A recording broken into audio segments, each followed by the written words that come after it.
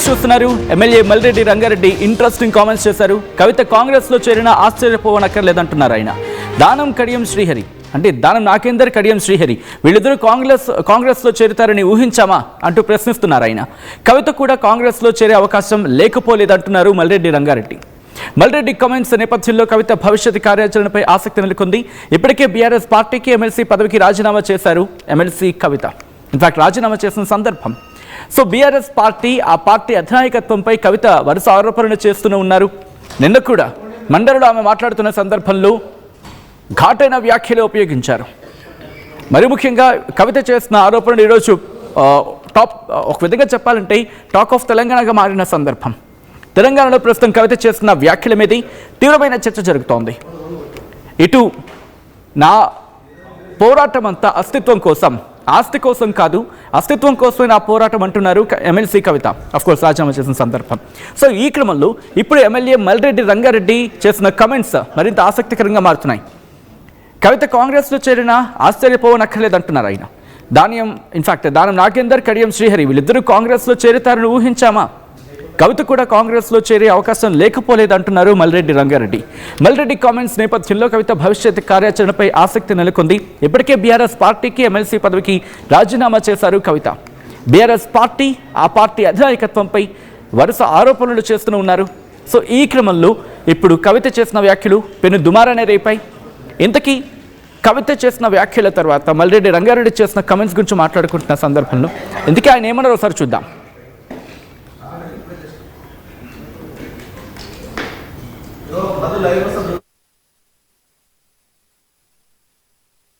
అందించేందుకు లైవ్లో జాయిన్ కాబోతున్నారు. ఇటు మల్రెడ్డి రంగారెడ్డి ఎందుకు ఆ కామెంట్స్ చేయడం జరిగింది, అట్ ద సేమ్ టైం ఆయనకున్న ఇన్పుట్స్ ఏంటి, ఆయనకున్న ఇన్ఫర్మేషన్ ఏంటి, ఎటువంటి చర్చ జరుగుతోంది, అసలు కవిత కాంగ్రెస్లోకి వెళ్తారనే అంశం ఎందుకు తెర మీదకి వస్తోంది, ఎమ్మెల్యే మల్రెడ్డి రంగారెడ్డి ఎందుకు ఇటువంటి కామెంట్స్ చేయడం జరిగింది, ఎందుకంటే రాజకీయాల్లో మాట్లాడుకున్న సందర్భంలో తెలంగాణలో కీలక పాత్ర పోషించారు. ఒక సందర్భంలో ఆయన పేరు కూడా ప్రధానంగా వినిపిస్తూ ఉంటుంది.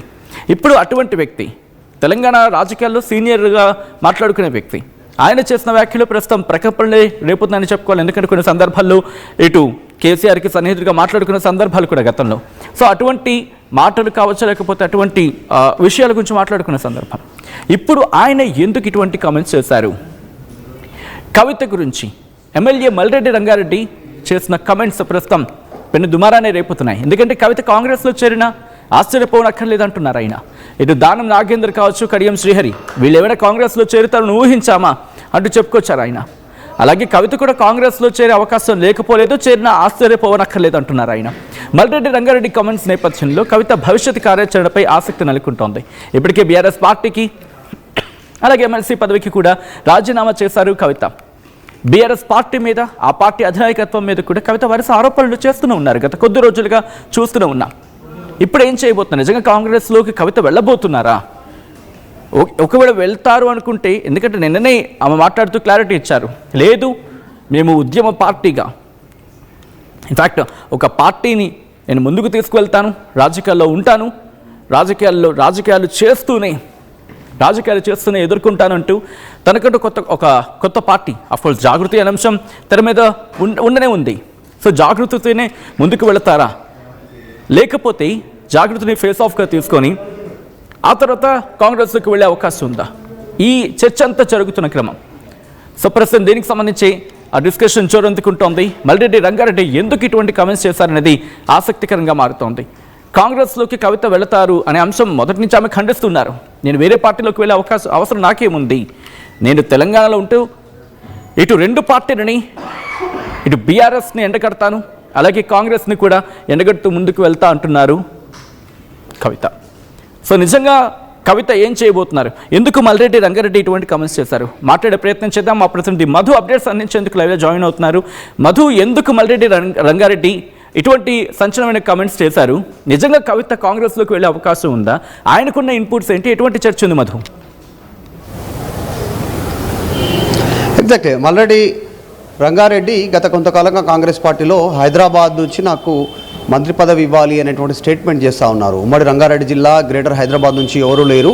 గతంలో ఫార్మాసిటీ భూములకు సంబంధించినటువంటి విషయంలో నేను పోరాటం చేసినందుకే కేసీఆర్ గతంలో నన్ను ఓడించారు సో ఈసారి నేను ఎమ్మెల్యేగా గెలిచాను, ఖచ్చితంగా మంత్రి పదవి ఇవ్వాలని గత కొంతకాలంగా డిమాండ్ చేస్తూ ఉన్నారు. కాకపోతే ఆయన తిప్పుతూ అటు కవితకు కౌంటర్ చేస్తూ ప్రయత్నం చేశారు. కవిత నిన్న రాజీనామాకు సంబంధించిన అంశం విషయంలో మండలిలో మాట్లాడుతూ కాస్త ఎమోషనల్ అవుతూ బీఆర్ఎస్ని కేసీఆర్ని టార్గెట్ చేస్తూ మాట్లాడారు, తీవ్రమైనటువంటి వ్యాఖ్యలు చేశారు. ఫ్యూచర్లో కవిత కాంగ్రెస్ పార్టీలో జాయిన్ అయినా కూడా ఆశ్చర్యపోనవసరం లేదంటూ మల్లెడ్డి రంగారెడ్డి కాస్త స్టేట్మెంట్ చేస్తారు. దాంతోపాటు ఈ మధ్యకాలంలో జాయిన్ అయినటువంటి మొత్తం 10 మంది ఎమ్మెల్యేలు కాంగ్రెస్ పార్టీలో జాయిన్ అయ్యారు బీఆర్ఎస్ పార్టీ నుంచి గెలిచి.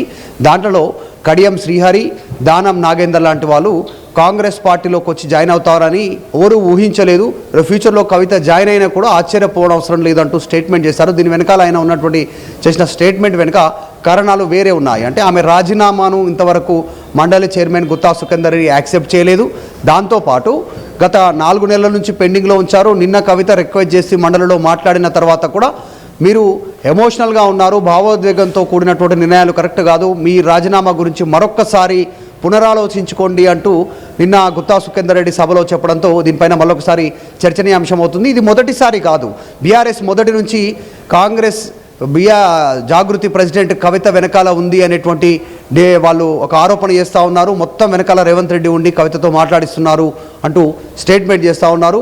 అంతకు ముందుకు కొన్ని రోజుల క్రితం కవిత ఎప్పుడైతే పార్టీ నుంచి సస్పెండ్ అయ్యారో, తర్వాత రాజీనామాను చేసి మండలి చైర్మన్కి పంపించారో, అప్పుడు దాదాపు 15-20 రోజులు పెండింగ్లో ఉన్నటువంటి నేపథ్యంలో ఆమె రాజీనామా అఫ్కోర్స్ ఇప్పుడు కూడా పెండింగ్లోనే ఉంది. కానీ ఆ పెండింగ్లో ఉన్న సమయంలో విమర్శలు వచ్చాయి. కవిత కాంగ్రెస్ పార్టీలో జాయిన్ అవుతారు, మంత్రి పదవి తీసుకుంటారు, హోంమంత్రిగా కాంగ్రెస్ పార్టీలో కవిత ప్రమాణ స్వీకారం చేస్తారు హోంమంత్రిగా అనేటువంటి చర్చ గతంలో సాగింది. మంత్రి పదవి తీసుకొని ఉన్నారు. బీఆర్ఎస్కి వ్యతిరేకంగా కాంగ్రెస్ పార్టీకి ఒక అస్త్రంగా కాంగ్రెస్ వాడుకునేటువంటి అవకాశం ఉంది కవిత అనేటువంటి చర్చ కొనసాగింది.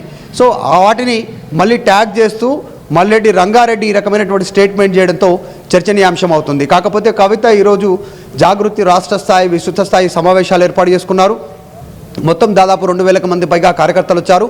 ముఖ్య నాయకులతో ఆమె భేటీ అవుతున్నారు. భవిష్యత్తు కార్యాచరణ, జాగృతి పార్టీగా మారడం ఎట్లా పార్టీగా ముందుకు తీసుకెళ్లాలి, ఏ అంశాలపైన పోరాడాలి, గ్రౌండ్లో ఏ అంశాలపైన ఫోకస్ చేయాలి, పార్టీ కార్యాచరణ ఎట్లుంటుంది అనేటువంటి అంశంపైన వారందరికీ దిశానిర్దేశం చేస్తుంది. దాంతోపాటు భారీ ఎత్తున జాయినింగ్స్ ఉండాలి.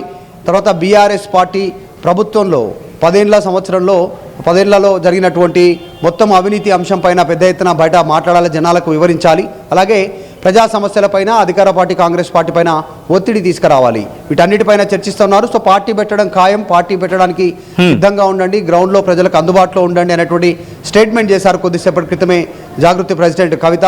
ఇంకా కూడా సమావేశం కొనసాగుతూ ఉంది. సో ఈ నేపథ్యంలో మల్లెడ్డి రంగారెడ్డి కవిత పైన స్టేట్మెంట్ చేయడం పైన కాస్త చర్చనీయాంశం అవుతుంది. 2 అంశాలు, ఆయన మంత్రి పదవి ఆశిస్తున్నారు, కాస్త లైమ్లైట్లోకి రావాలనే ఉద్దేశంతో కవిత అంశాన్ని ప్రస్తుతం రాష్ట్ర వ్యాప్తంగా చర్చనీయాంశంలో ఉన్నారు. కవిత బీఆర్ఎస్, కేసీఆర్, కేటీఆర్, హరీష్ రావు పార్టీకి సంబంధించిన మాజీ మంత్రులు అందరిపైన అటాక్ చేస్తూ ముందుకు పోతూ ఉన్నారు. నన్ను కుట్ర చేసి బయటికి పంపారంటూ స్టేట్మెంట్ చేశారు. సో ఈ నేపథ్యంలో టాక్ ఆఫ్ ద టౌన్గా హాట్ టాపిక్గా ఉన్నటువంటి కవిత అంశాన్ని ప్రస్తావిస్తూ మల్లెడ్డి రంగారెడ్డి స్టేట్మెంట్ చేసినట్టుగా కనిపిస్తూ ఉంది. Right Madhu, thanks for the update. మొత్తంగా అయితే మాత్రం మల్లెడ్డి రంగారెడ్డి చేసిన వ్యాఖ్యలు ప్రస్తుతం ఇంట్రెస్టింగ్గా మారుతున్నాయి. MLA Malreddy Rangareddy interesting comments చేశారు. కవిత కాంగ్రెస్లో చేరిన ఆశ్చర్యపోవనక్కర్లేదంటున్నారు ఆయన. దానం నాగేందర్, కడియం శ్రీహరి వీళ్ళిద్దరూ కాంగ్రెస్లో చేరుతారని ఊహించామా అంటూ ప్రశ్నను సంధించడం జరుగుతుంది. ఆయన కవిత కూడా కాంగ్రెస్లో చేరే అవకాశం లేకపోలేదని చెప్తున్నారు ఆయన. ఇక మల్లెడ్డి కామెంట్స్ నేపథ్యంలో కవిత భవిష్యత్ కార్యాచరణపై ఆసక్తి నెలకొంది. ఇప్పటికీ బీఆర్ఎస్ పార్టీకి ఎమ్మెల్సీ పదవికి రాజీనామా చేశారు కవిత. ఇటు బీఆర్ఎస్ పార్టీ అలాగే ఆ పార్టీ అధినాయకత్వంపై కవిత వరుస ఆరోపణలు గుప్పిస్తున్న క్రమంలో ఇప్పుడు మల్లెడ్డి రంగారెడ్డి చేసిన వ్యాఖ్యలు ఇంట్రెస్టింగ్గా మారుతున్నాయి. ఇటు కాంగ్రెస్లోకి కవిత వెళ్ళబోతున్నారా అనేది ఇంట్రెస్టింగ్ డిస్కషన్కి దారితీస్తున్న క్రమం. నిజంగా కవిత కాంగ్రెస్లోకి వెళ్ళబోతున్నారా, లేకపోతే అఫ్కోర్స్ జాగృతి ఆల్రెడీ ఎగ్జిస్టింగ్గా ఉంది కాబట్టి జాగృతినే ముందుకు తీసుకువెళ్ళబోతున్నారా? మీ అభిప్రాయం ఏంటనేది కామెంట్ చేసే ప్రయత్నం చేయండి.